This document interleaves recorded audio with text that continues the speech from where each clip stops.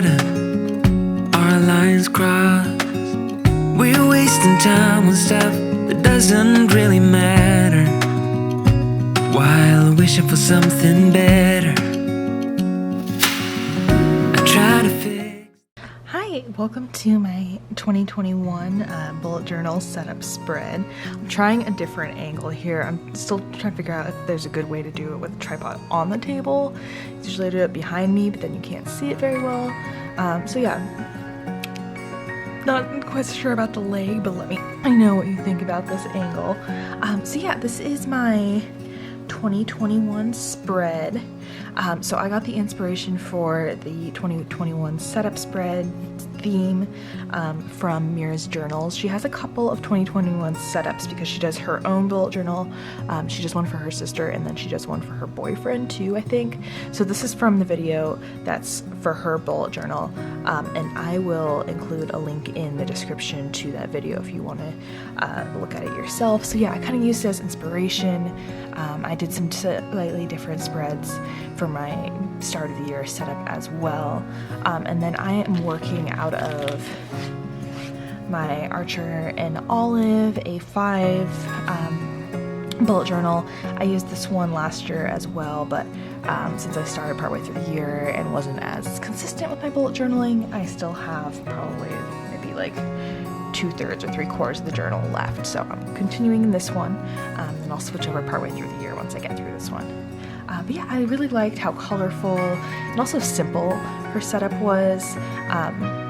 There's a lot of just kind of doodle shapes and colorful and something that's easy to kind of replicate but make your own. So yeah, I like doing the numbers this way. So I did this with a Micron.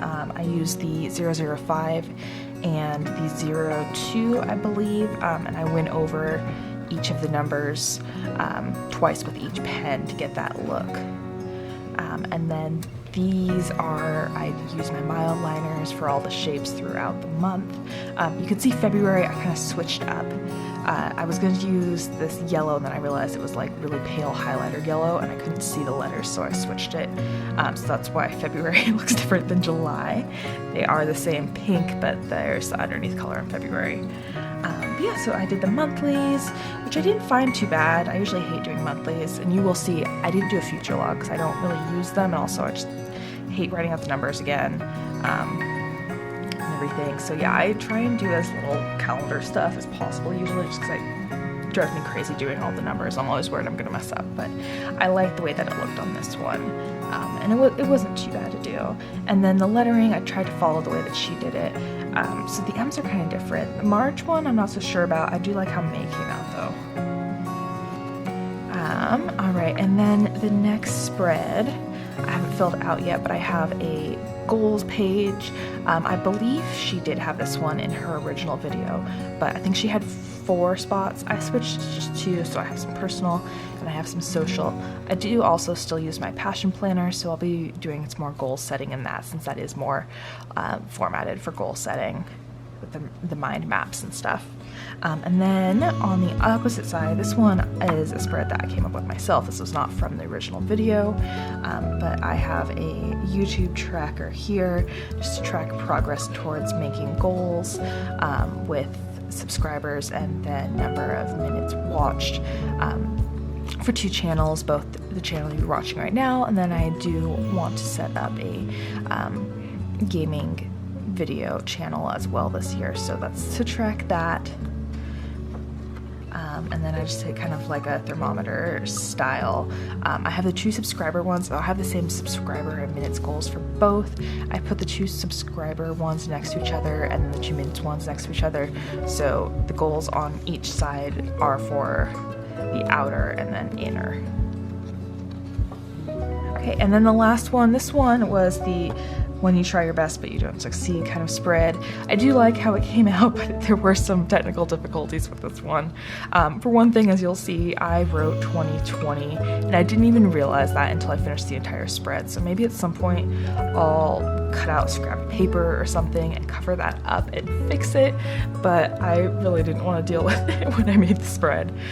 So yeah, ignore the fact that it says 2020. This is obviously for 2021. But yeah, I wanted to do a theme spread. Also, I didn't like how the M came out. It looks like an N to me. So there's another thing that I'm not as happy with. Maybe, again, I'll put like I have craft paper, maybe I'll craft paper over it to cover it up for both sides. But yeah, I did like a Polaroid type spread to show my themes throughout the year in, and then I got some stamps for Christmas. So this was my first time trying them, so they're a little sloppy because it was the first try. I think in the future I'll experiment with them some more on not a spread, just on some scratch paper, just to make sure I kind of have the technique down better. Because you can see I did January and then I did December, and you can tell December is a blob. December did not come out at all. So then I switched and started with February and worked from there. I think I went back and forth actually. So the middle months look pretty good. The others, there's some little splotchy bits. So I'm, not 100% happy with that, but I experimented with it.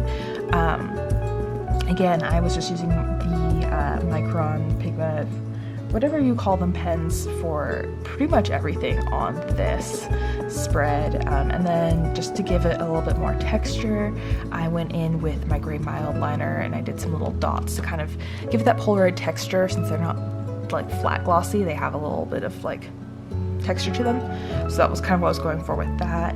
And then I did a little drop shadow on it. But yeah, I kept it kind of simple with my just general overview year spreads. I might add in some more like that throughout the months as I go if I think of other things that I'd like to add, but that's what I have so far. Again, my year-end themes, YouTube goals, writing out goals, and then the yearly start page with the calendars for each month. So yeah, that was my setup. Again, I will have a link in the description to the video I used for inspiration.